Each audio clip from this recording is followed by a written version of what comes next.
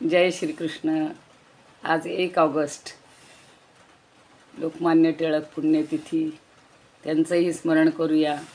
आणि त्यांनी आपल्याला गीता रहस्यासारखा मोठा ग्रंथ देऊन आणि स्वराज्य हा माझा जन्मसिद्ध हक्क आहे, तो मी मिळवणारच, अशी ज्यांच्या वाणीमध्ये ताकद होती, मोठ्यांदा ज्यांनी अगदी सगळ्यांना हिरिरीनं सांगितलेलं होतं, तेच आपणही अंमलात आणूया आणि अशा थोर महात्म्याला वंदन करून आजच्या सेवेला प्रारंभ करूया. वसुदेव सुतं देवं कंसचाणूरमर्दनं देवकी परमानंदं कृष्णं वंदे जगद्गुरुं. गुरुर्ब्रह्मा गुरुर्विष्णुः गुरुर्देवो महेश्वरः गुरुः साक्षात् परब्रह्म तस्मै श्रीगुरवे नमः. शान्ताकारं भुजगशयनं पद्मनाभं सुरेशं विश्वाधारं गगनसदृशं मेघवर्णं शुभांगं लक्ष्मीकान्तं कमलनयनं योगिभिर्ध्यानगम्यं वन्दे विष्णुं भवभयहरं सर्वलोकैकनाथं. यं ब्रह्मा वरुणेन्द्ररुद्रमरुतस्तुन्वन्ति दिव्यैस्तवैर् वेदैः साङ्गपदक्रमोपनिषदैर्गायन्ति यं सामगाः.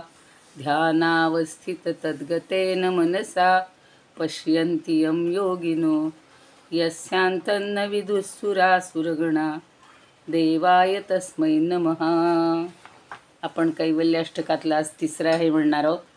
मधुरं मधुरेभ्योऽपि मंगलेभ्योऽपि मंगलं पावनं पावनेभ्योऽपि हरेर्नामैव केवलं. सगुरुः स पिता चापि सा माता बान्धवोऽपि सः शिक्षयेच्चेत् सदा स्मर्तुं हरेर्नामैव केवलं. हरेर्नामैव केवलं. आपल्या या हरिपाठाशी आणि आपल्या रोजच्या दैनंदिन जीवनाशी उपयुक्त असं हे छान स्तोत्र आहे. आणि हा भगवंत कोण आहे हो? तर स गुरुः, अहो तोच आपला गुरु आहे. स पिता, तोच आपला पिता आहे. सा माता, अहो ती आपली माता पण आहे. आणि सहा बांधव हा अपि, अहो तो आपला बांधवसुद्धा आहे. म्हणजे सगळ्या नात्यांमध्ये हा आपला भगवंत भरून राहिलेला आहे. आणि शिक्षयेत चेत सदा स्मर्तुम, तो आपल्याला सगळं शिकवेल. कधी? सदा स्मर्तुम, जर आपण स्मरण केलं तर. कशाचं? हरेर्नामैव केवलम, केवळ हरीचंच नाम आपण जर स्मरण केलं, मग हरी म्हणा, राम म्हणा, काही म्हणा, पण त्याचं जर सतत आपण स्मरण केलं तर तो आपल्याला या संसार सागरातून पुढे नेईल, असं आपल्याला म्हणतायत भगवंत. ज्ञानदेव म्हणजे साक्षात भगवंतच आहेत. आज आपण तिसरा हरिपाठाचा अभंग बघणार आहोत. पुन्हा एकदा सर्व श्रोत्यांना आणि भगवत भक्तांना म्हणते, कारण भागवत आणि हरिपाठ हे सगळं भगवंताचंच आहे. आणि त्याचीच भक्ती करण्यासाठी आपल्याला उर्वरित आयुष्य हे म्हणजे व्यस्त करायचं आहे, किंवा पूर्ण त्याच्यामध्येच आपल्याला रमून जायचं आहे. तर आपण सर्वांना शुभेच्छा देते. त्रिगुण सार निर्गुण हे सार, सारासार विचार हरिपाठ. सगुण निर्गुण गुणाचे अगुण हरिविण मन व्यर्थ जाय. अव्यक्त निराकार नाही जाकार जेथोनी चराचर हरिसी भजे. ज्ञानदेवा ध्यानी रामकृष्ण मनी अनंत जन्मांनी पुण्य होय. किती सांगितले हो की अनंत जन्मांनी आपल्याला हे पुण्याची स्थिती प्राप्त झालेली आहे, जर आपण हा मंत्र म्हटला तर. त्रिगुण असार, आता आपल्याला माहिती आहे की 3 गुण आहेत त्रिगुणात्मक. आणि हे जे भगवंताचं त्रिगुणात्मक रूप आहे, सगुण रूप आहे, हे उपाधीनी युक्त आहे. आणि निर्गुण हे सार, आणि निर्गुण हे उपाधिरहित आहे.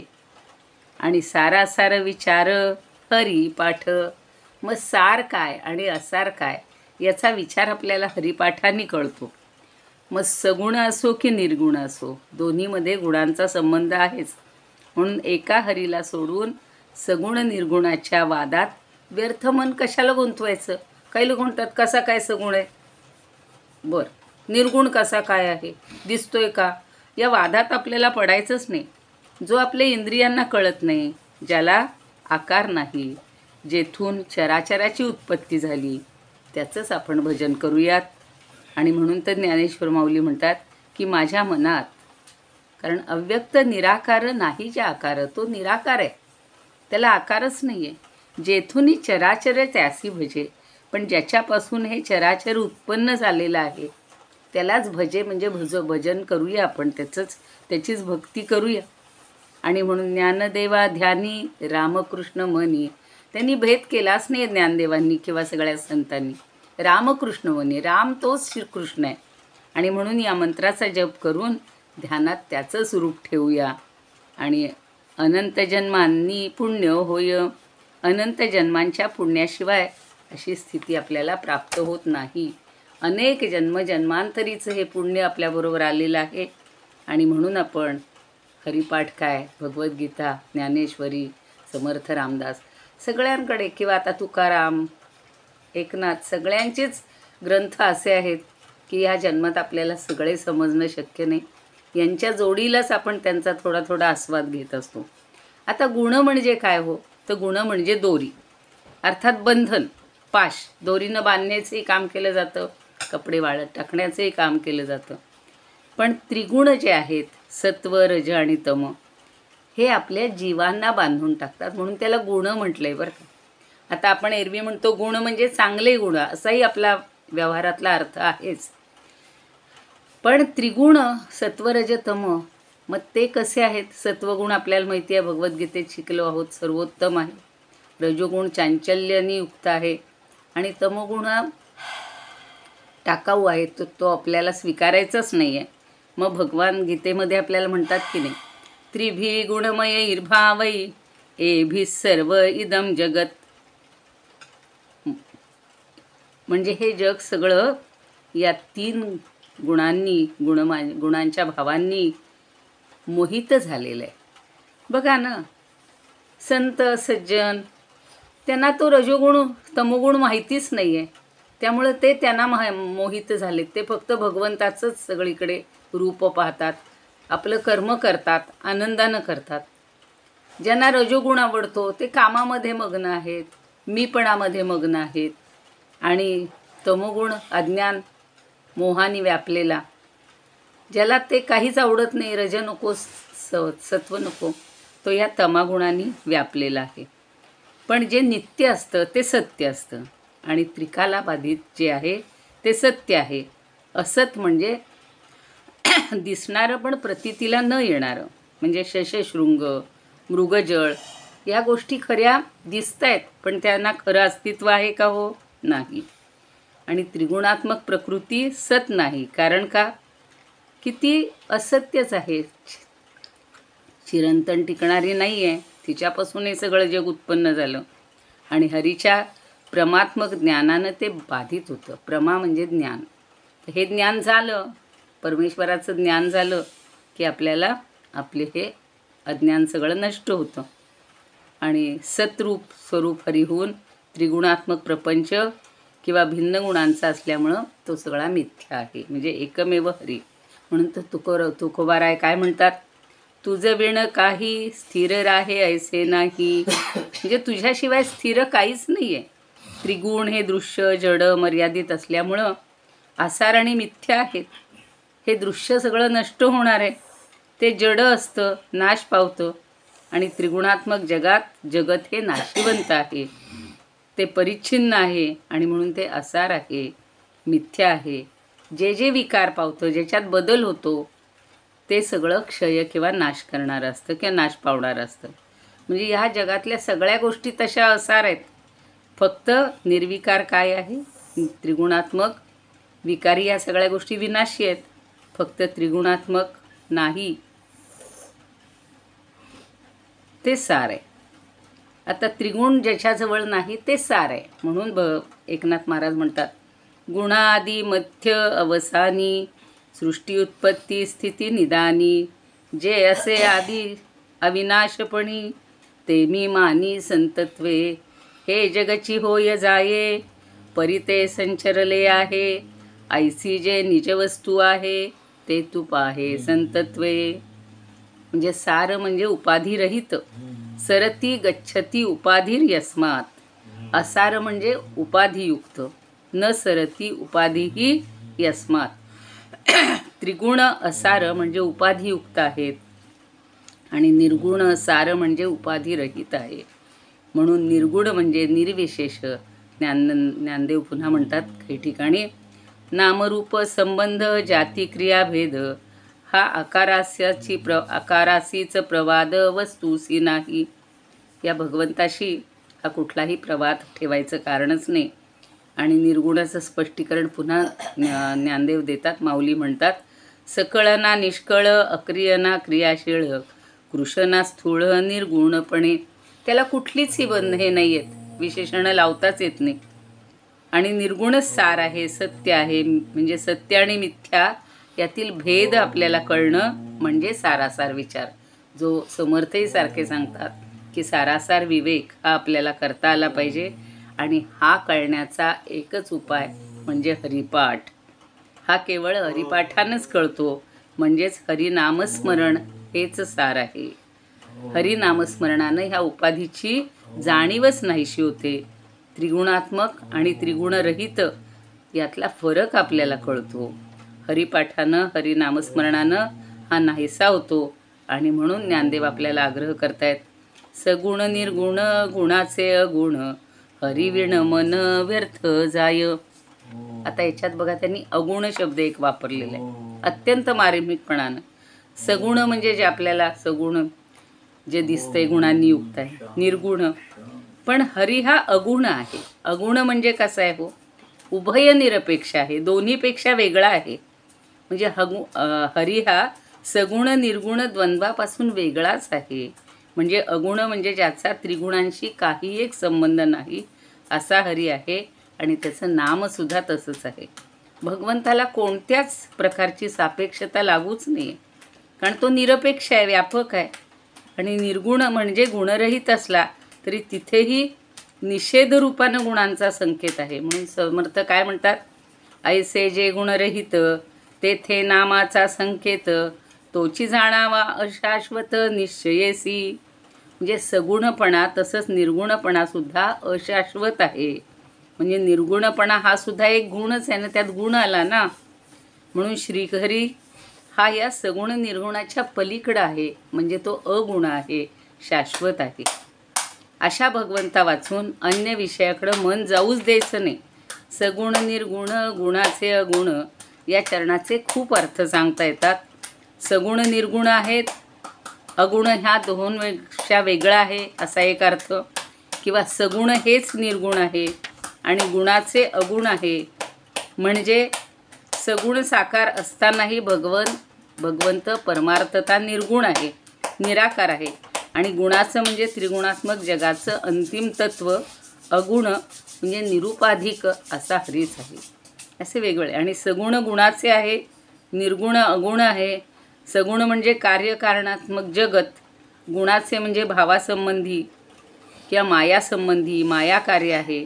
आणि निर्गुण श्रीहरी अगुण म्हणजे कार्यकारणाच्या पलीकडे आहे, मायातीत आहे. आणि सगुण म्हणजे त्रिगुणात्मक बद्ध जीव, गुणाचं म्हणजे संसारी आहेत. आणि अगुण म्हणजे निर्गुण हरी असंसारी आहे. तो कशात जखडला जात नाही, नाही का. म्हणून हरीशिवाय म्हणजे हरीशिवाय हरिविण मन व्यर्थ जाय. अहो हरीशिवाय आपलं मन हे व्यर्थ आहे. श्वासाबरोबर हरी आठवला पाहिजे, प्रत्येक श्वासाबरोबर. म्हणून तुकाराम महाराज काय म्हणतात, तुका म्हणे एक विठ्ठलची खरा, येर तो पसारा वा उगाची. एक श्रीहरीच सुखरूप आहे, खरा आहे. आणि जसा हरी सुखमय आहे त्याचं नामसुद्धा सुखमय आहे. म्हणूनच त्याच्या ठिकाणी त्याच्या नामात आपण मन ठेवलं पाहिजे. अशा हरीच्या नामाच्या ठिकाणी मन ठेवलं तर चंचल अशा मनाची धाव आपली मोडेल. आणि तुकोबारायांनी पुन्हा अनुभव सांगितलेला, आता कोठे धावे मन तुझे चरण देखीला, भाग गेला क्षीण गेला अवघा झाला आनंद, प्रेमरसे बैसले मिठी आवडी लाडी मुखासी, तुका म्हणे आम्हा जोगे विठ्ठल घोगे खरे माप. विठ्ठल खरं माप आपल्याला मोजत असतो. श्री एकनाथ महाराज सुद्धा म्हणतात, अवघेची त्रैलोक्य आनंदाचे आता चरणी जगन्नाथा चित्त ठेले. आणि भगवंत गीतेतही सांगतात, मय्येव मन आधत्स्व मयी बुद्धी निवेशय. त्या ज्ञानोबारायांचं भाष्य तर फार सुंदर आहे. तू मन हे मीची करी माझ्या भजनी प्रेमधरी, सर्वत्र नमस्कारी मज एका ते. आता चित्ताचा चैतन्याशी संबंध किंवा संयोग जडला या जन्माचं सार्थक आहे. तेव्हा हे चित्त हरीच्या आनंदाच्या आनंदकंदाच्या पांडुरंगाच्या ठाईच ठेवायचं. आणि त्या हरीचं स्वरूप कसं आहे हे आधी आपल्याला माहिती व्हायला पाहिजे. कारण आपलं मन चंचल आहे आणि एका हरीच्या ठाई ठेवा, हरीचंच भजन करा असं सांगण्याचं कारण सामान्यांना अव्यक्त स्वरूपाची उपासना करणं अशक्य असतं. म्हणून भगवंत सांगतात, क्लेशोधिकतरस्तेषां. अव्यक्ताची उपासना करायला क्लेश अधिक आहेत. म्हणून अव्यक्त निराकार नाही ज्या आकार. त्याला आकार नाही, कशी करायची उपासना. शंकराचार्यांनी सुद्धा म्हणलेलं आहे, तदव्यक्तमाहही. ब्रह्मसूत्रावरच्या भाष्यात ते म्हणतात की ते इंद्रियांना गोचर न होणार आहे. म्हणजे कुठल्याही स्थूल इंद्रियांना कळत नाही, ऐकू पण येत नाही, दिसत पण नाही. आणि म्हणून पुन्हा ज्ञानदेव श्रीगुरू म्हणतात, जया ते अव्यक्त म्हणो हे कोठे, म्हणता स्तुती ऐसे नावडे, जे मना बुद्धी न सापडे म्हणून या. आणि पुन्हा भगवंत गीतेत म्हणतात आहेत, अव्यक्त अक्षर इति उक्त तयाह परमांगतिम. अव्यक्तोक्षर इत्युक्तम तमाहु परमांगतिम. तो श्रीहरी ज्ञानस्वरूप आहे, स्वयंप्रकाश आहे, स्वसंवेद्य आहे आणि साक्षी चेता केवलो निर्गुणश्च असाही आहे. नाही रूप नाही नाव नाही ठाव धरावया. अव्यक्त स्वरूपाचं काही आपल्याला असं पकडताच येत नाही. मग काय आहे, नाम सगुण आहे, तसंच ते निर्गुण पण आहे. नाही नाम सगुण आणि निर्गुणाच्या पलीकडे आहे, म्हणजे आनंदच आहे. सगळ्या महात्म्यांनी परमात्म्याच्या निर्गुण स्वरूपाचं वर्णन केलं आहे, तसंच त्याच्या सगुण स्वरूपाचं सुद्धा वर्णन केलेलं आहे. नाही रूप नाही नाव नाही ठाव धरावया असं निर्गुणाचं वर्णन केल्यावर सगुण कसं म्हणतात, गुण आला विटेवरी पितांबरधारी सुंदर. किती सुंदर दोन्ही वर्णनही तुकोबारायांनी या सगळ्या संतांनी केलेली आहेत. आकाराला येणाऱ्या सगळ्या नाम रूप याचा संबंध जीव क्रिया भेद हा सगळा भेद आहे. आणि म्हणून सगळं हे चराचर सगळं आपल्याला न कळण्या म्हणजे दिसणारं आहे, पण भगवंत आपल्याला कसा आहे, नामरूप संबंधू जाती क्रिया भेदू हा आकाराची प्रवादू वस्तूसी नाही. म्हणून नाही ज्या आकार, त्यांनी काय म्हणलं, अव्यक्त निराकार नाही ज्या आकार. सगुण साकार होऊन हा अव्यक्त निराकारच आहे. आकार जड असतो, पण भगवंत आकारात येऊनही चित्त आहे. आकार म्हटला की तो नाशवंत असतो, पण हा अविनाशी आहे. आकार मर्यादित असतो, हा अमर्याद आहे. आणि म्हणून सगुण साकार असूनसुद्धा श्रीहरीला नाही ज्या आकार नाही ज्या अव्यक्त नाही ज्या म्हणजे अव्यक्त निराकार नाही ज्या आकार जेथून चराचर स्वामी. आणि जेथून चराचर म्हणजे हरिसी भजे. अहो ज्याच्यापासून हे सगळं चराचर स्थावर जंगम उत्पन्न झालेलं आहे, त्याच्यासाठी बघा, जेथून चराचर उत्पन्न होतात तो हरी, जेथून चराचर स्थितीला प्राप्त होतो तो हरी, आणि जेथून चराचर लयाला जातात तोही हरीच. कारण निर्मिती तोच करतोय, स्थिती तोच ठेवतोय आणि लयही तोच करतोय. म्हणून पुन्हा भगवान म्हणतायत, मीचे एक सर्वा या जगा जन्म पांडवा, मजची पासून या गवा निर्वाहो याचा. एका हरीच्या सत्तेतच सगळी उत्पत्ती, स्थिती आणि लय आहे. म्हणून आपल्या तुकारामांनी पुन्हा सांगितले, चाले हे शरीर कोणाची ये सत्ते, कोण बोलविते हरी विण. देखवी ऐकवी एक नारायण, तयाचे भजन चुको नका. आणि म्हणून ज्ञानेश्वर माऊली पुन्हा आपल्याला सांगतायत, हरिसी भजे. जेथुनी चराचर त्यासी भजे, म्हणजे हरिसी भजे. हरीलाच सतत मनात ठेवा, त्याचं चिंतन करा. आणि म्हणून भगवंताचंच हरीलाच पाहताना आपल्याला म्हटलेलं आहे, पाहे पा ओम तत्सत ऐसे, हे बोलणे जेथ तेथ नेतसे, जेथोनिका प्रकाशे हे दृश्य जात. हेची भक्ती हेचे ज्ञान, एक विठ्ठलची जाण. सगळीकडे ज्ञानदेवा ध्यानी, रामकृष्ण मनी. म्हणजे ह्या नामजपाबरोबरच, नामस्मरणाबरोबरच आपण काय करायचे, तर सतत सगुण साकाराचं, या चैतन स्वरूपाचं ध्यान करायचे. आणि नाम घ्यावं म्हणजे राम घ्यावा राम ध्यावा असं जे म्हटलेलं आहे, तर अनंत जन्माचे पुण्य होय. या जन्मात किंवा जन्माला येऊन अगणित पुण्याची जोड होत आहे. जन्मजन्मांतरी असेल पुण्य सामग्री, तरीच नाम जिव्हागरी येईल श्रीरामाचे. किंवा ध्यानीमनी रामकृष्ण म्हणण्यात भगवंत साक्षात्काराचं साधन, नामाचं मनन निधिध्यासन आहे असंच सांगितलेलं आहे. आणि म्हणून या अनुस्मरता चित्तम मय्येव प्रविलीयते असं भागवतकार सांगतायत. आणि म्हणून ज्ञानदेव आपल्याला पुन्हा सांगतायत, हरिमुखे म्हणा हरिमुखे म्हणा, पुण्याची गणना कोण करी. आपल्याला हरिमुखे हरिमुखे म्हणायचं आहे. पुण्याची गणना कोण करणार आहे, कुणालाच पुण्याची गणना करता येणार नाही. तेव्हा आता पुन्हा एकदा सगळ्यांनी म्हणा, हरिमुखे म्हणा हरिमुखे म्हणा, पुण्याची गणना कोण करी.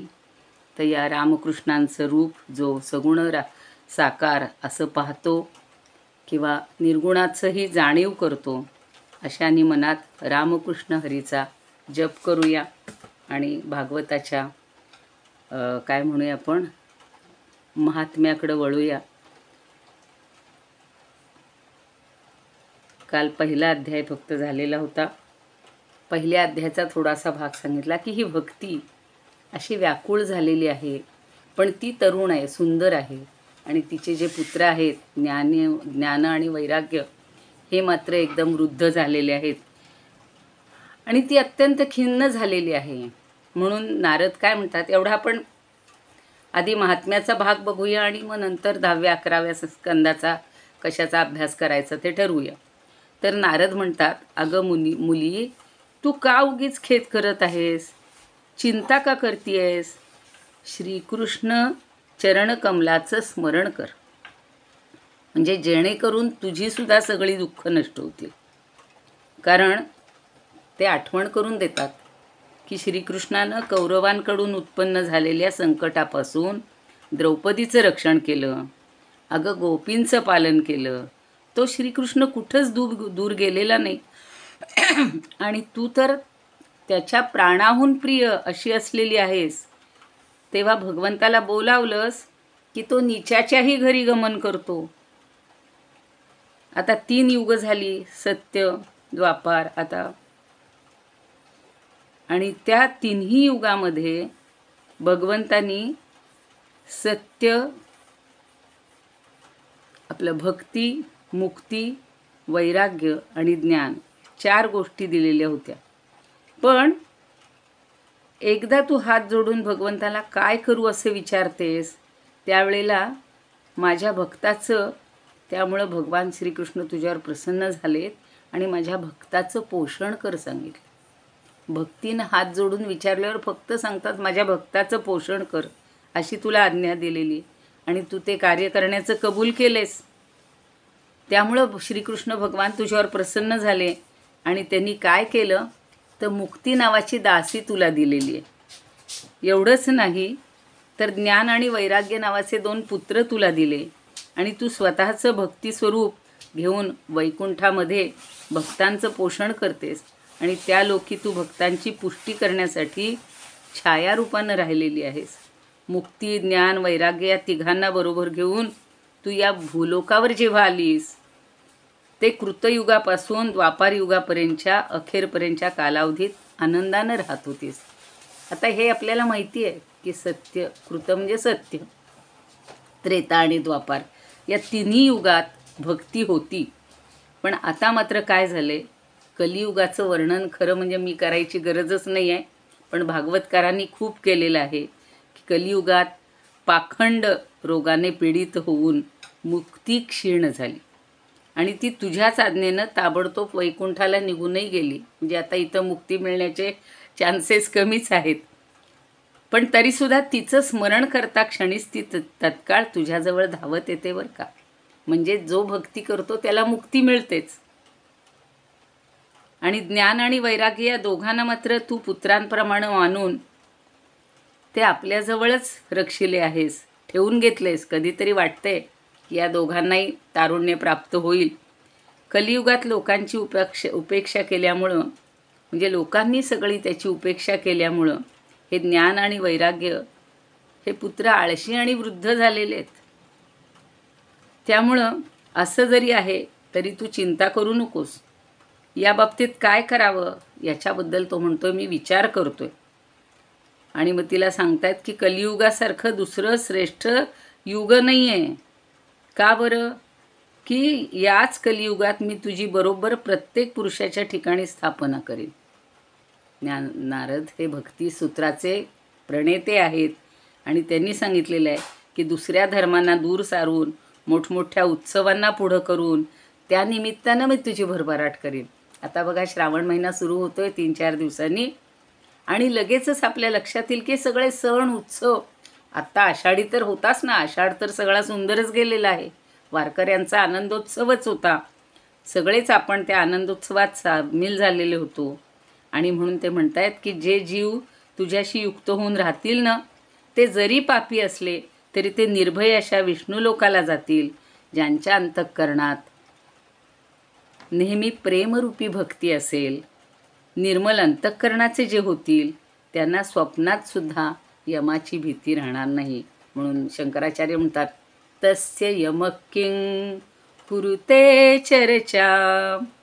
मग प्रेत, पिशाच, राक्षस, देव हे सुद्धा भक्तियुक्त अंतःकरणाच्या मनुष्यांना म्हणजे भक्तांना स्पर्श करण्यास समर्थ होणार नाहीत.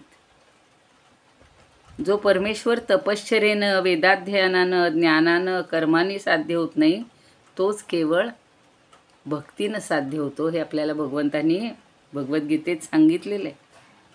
आणि मग ती पुन्हा हे सगळं ऐकलं की ती स्वतःचं महात्म्य ऐकून भक्ती एकदम पुष्ट झाली बरं का. आधी तरुण तर होतीच आणि म्हणतीये की नारद मुनी तुम्ही धन्य आहात, तुमचं माझ्यावर एवढं प्रेम आहे, मी तुम्हाला कधीही सोडून जाणार नाही. कारण त्यांनी अखंड भक्ती केलेली. मी नेहमी तुझ्याच अंतःकरणात राहीन. हे सत्पुरुषा नारदा, तू दयाळूपणानं माझी एक पीडा नष्ट कर. काय कर? हे जे माझे 2 पुत्र आहेत ना, यांना थोडं जागं कर, एवढीच माझी इच्छा आहे. आता काय करतात बघा नारद, त्या भक्तीचं ते भाषण ऐकून नारदाला सुद्धा तिची फार दया आली. त्या दोघांना हलवून गदा हलवण्याचा प्रयत्न केला. त्यांनी आपलं मुख त्यांच्या कानाशी नेलेलं आहे आणि ते म्हणतायत ज्ञाना लवकर उठ, जागा हो, वैराग्या लवकर उठ, उठून बस, असं ओरडून सांगितलं. ते उठवण्यासाठी त्यांच्या इथं कानामध्ये वेदघोष केला, वेदांत शास्त्राचं पठण केलं, वारंवार गीता पठण केलं. किंचित जागे व्हायचे आणि पुन्हा ते मग जरा जागे झाले आणि उठून बसले. पण उठताच एखाद्या आळशाप्रमाणे ते जांभया वगैरे काही त्यांनी दिल्या नाहीत. डोळे चोळून इकडं तिकडं पाहिलंही नाही, पण स्वस्थ बसून राहिले. कारण का तर निदान चेतना आली. एवढं सगळं ऐकल्यावर, कानामध्ये ऐकल्यावर त्यांना चेतना आलेली आहे. त्यांचे केस अगदी बगळ्यासारखे शुभ्र, म्हणजे इतके ते वृद्ध झालेले होते आणि सगळं शरीर सुकलेल्या लाकडासारखं कडक होतं की नाही आता याच्यामध्ये वृद्धापकाळामध्ये. आणि मग त्यांना भूक अतिशय लागलेली होती. त्यांना खूप वर्षात खूप दिवसात काही खायला मिळालं नव्हतं. त्यामुळे ते अतिशय कृश झाले होते. त्यांच्या डोळ्यावर झोपही होती. आणि मग त्यांना बघून नारद विचार करतात की ह्यांना जागं करण्यासाठी कोणती बरी युक्ती योजावी, काय करावं. आणि म्हणून त्यावेळेला आकाशवाणी झालेली आहे की नारद मुनी, तुम्ही खेद करू नका, तुझा उद्योग निसंशय सफळ होईल. या दोघांना जागं करण्यासाठी तू सत्कर्म कर. सत्कर्म कोणतं ते तू साधूंना विचार आणि ते तुला सगळं सांगतील. आणि सत्पुरुषांचे सद्गुण हेच भूषण आहेत. हे सत्कर्म केलंस की त्या योगानं या दोघांची निद्रा आणि जरा नाहीशा होतील. एका क्षणात भक्तीचा प्रसार होईल. अशा प्रकारे ती आकाशवाणी त्यांनी ऐकलेली आहे आणि ते आश्चर्यचकित झाले. मग त्यांनी थोडक्यात लक्षात आलं त्यांच्या की आकाशवाणीनं जे सांगितलं आहे ते कोणतं साधन असणार, कुठं मला सत्पुरुष भेटतील. आणि म्हणून ते शौनकादी जे सूतांना विचारत असतात की नारद मुनी त्या दोघांनाही तसंच तिथं ठेवून निघाले. आणि अनेक तीर्थांच्या ठिकाणी त्यांनी प्रवास केलेला आहे. सगळ्या ऋषींना विचारायला लागलेत.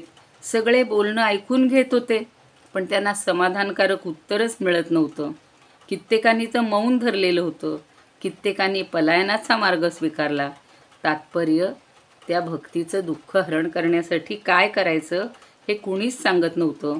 ते आपापसात कुजबूज करत होते आणि नारद ऋषीलाही नेमकं काय करावं हे कळत नव्हतं. म्हणून ते शेवटी बदरिकाश्रमात गेलेले आहेत. आणि बदरिकाश्रमात तिथे अनेक मुनी जमलेले होते. सगळे सूत, सनक, सनंदन सगळे जमलेले होते. आणि मग सनकादिकांना नारद म्हणतात की आता या आपला समागम मला घडलेला आहे, तर कृपा करून मला जरा उत्तर द्यावं. हे बुद्धिमान, तुम्ही बुद्धिमान आहात, बहुश्रुत आहात, वैकुंठातच राहतात आणि नेहमी भगवत कीर्तन करण्यात तुम्ही तत्पर आहात. भगवंताच्या कथामृताच्या सेवनानं उन्मत्त होऊन कथा हेच ज्यांचं जीवन आहे असे आपण आहात. तर हरी हाच आपला रक्षक आहे.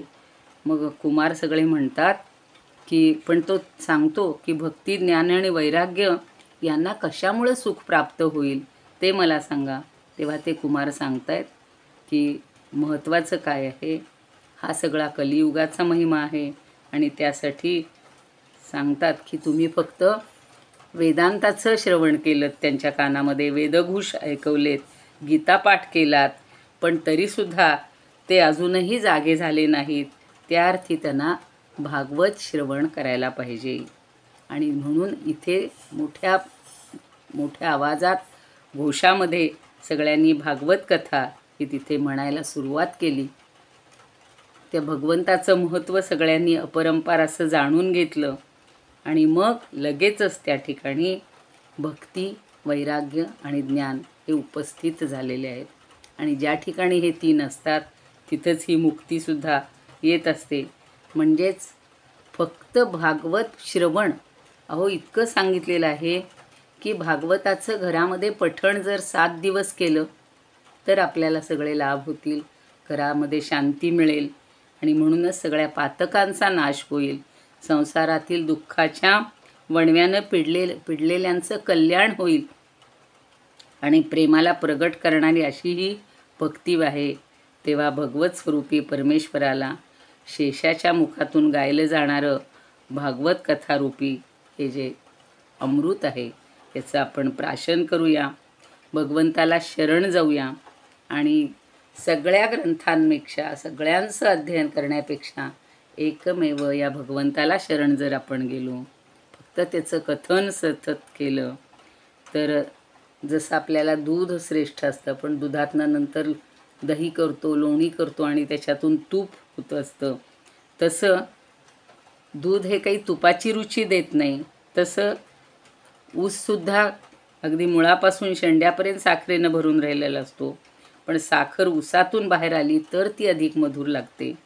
तसंच आपल्यालासुद्धा भागवत नावाचं पुराण हे वेदमान्य आहे. आणि सगळ्याचा अभ्यास करण्यापेक्षा एक फक्त भागवत आणि आपण आता त्याच्याही पेक्षा सार असं हे हरिपाठ अभ्यासतो आहोत. आपण धन्य आहोत. त्या भगवंताला शरण जाऊया आणि पुन्हा एकदा प्रार्थना म्हणूया. योगेशं सच्चिदानंदं वासुदेवं व्रजप्रियं धर्मसंस्थापकं वीरं कृष्णं वन्दे जगद्गुरुं. कृष्णाय वासुदेवाय हरये परमात्मने प्रणतः क्लेशनाशाय गोविंदाय नमो नमः. ॐ पूर्णमद पूर्णमिदं पूर्णात् पूर्णमुदच्यते पूर्णस्य पूर्णमादाय पूर्णमेवावशिष्यते. ओम शांती शांती शांती. धन्यवाद.